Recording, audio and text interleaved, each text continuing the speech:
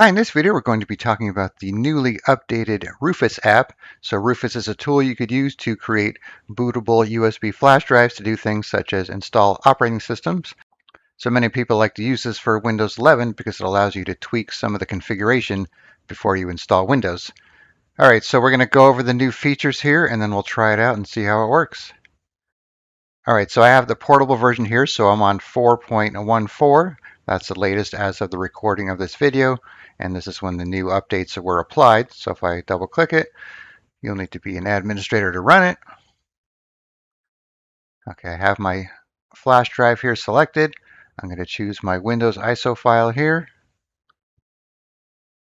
And of course, you could change some settings here. You're probably going to want to leave it as GPT, obviously, for a newer computer, and UEFI as well. All right, so when you click on Start, that's when you'll see the new options here. So we'll click on Start. So here are the new options, and I have a side-by-side one with the old Rufus here. So you can see there are some new options here.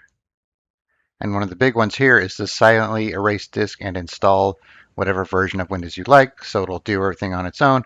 And this is a big one here too, not to force Copilot, OneDrive, Outlook, and so on. And then we have these options as well. All right, so I have a document here going over all these features here. So let's check that out real quick and then we'll try it out.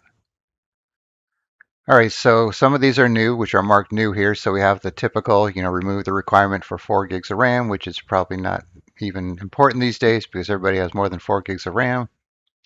I'll remove the requirement for a Microsoft account. That's a good one. Create a local account with a username. So we'll try that out. Set regional options to the same value as this user, so which will apply your current time zone, keyboard layout, and so on to the new installation. Disable data collection. That's a good one too. Disable BitLocker automatic device encryption. So BitLocker's on Windows 11 Pro.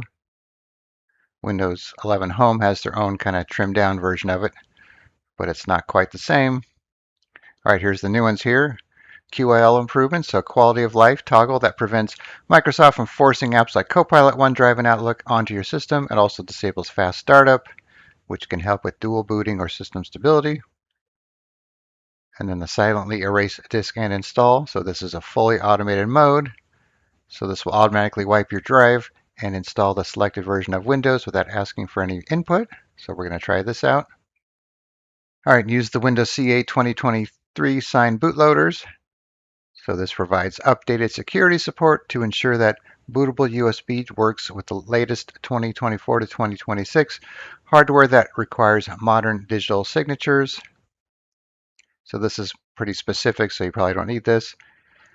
And then this one too here, apply SKU-C policy on installation, a specialized feature that applies specific Microsoft security policies to the installation, primarily used for better compatibility with secured core PCs. So if you don't have one of these, you don't have to worry about that.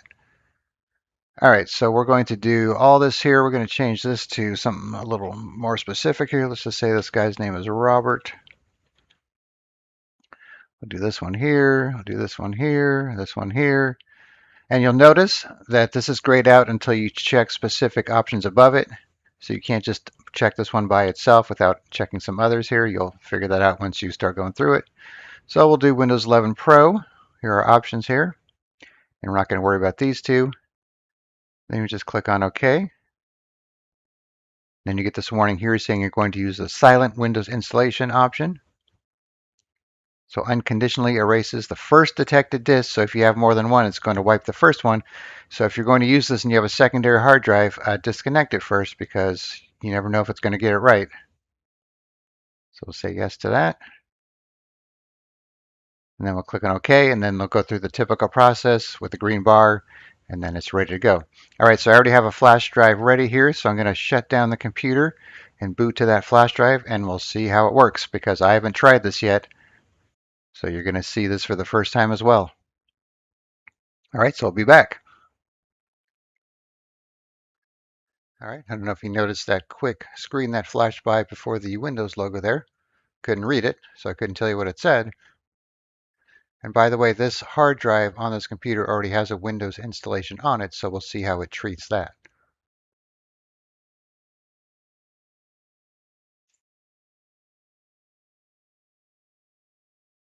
And then on some of these slower screens here, I'll just, fast forward or skip along so you don't have to watch everything spinning.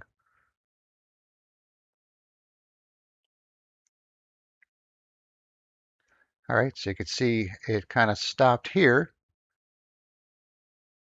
So maybe because of all the partitions. So I'm going to restart this. I'm going to wipe the disk so it's just a blank new drive, and then we'll see how it does from there. All right, so we're trying it again, so we'll see what happens this time.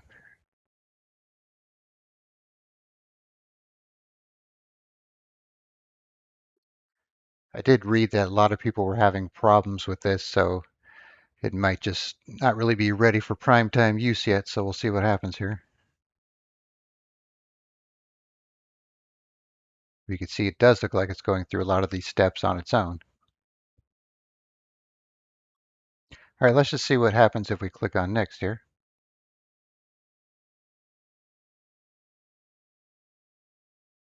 So obviously I'll have to pause the video for, some of these longer steps like this. All right, so after that, we have Windows 11 installation has failed. If we click OK, then it's just going to try and boot again, but it's not finding anything to boot to. So I was doing this on a virtual machine, obviously, since it has VMware sitting right there. So it may work a little bit differently for a physical machine, but usually this stuff kind of works the same on virtual machines. So at least now you know how to create the flash drive and what the options are, and you could test that out, maybe do a little research and see if some of the bugs were fixed and see if it works better for you. All right, so I'll put a link in the description where you could download Rufus and just make sure you look for the 4.14 or later and see how it does. All right, thanks for watching and be sure to subscribe.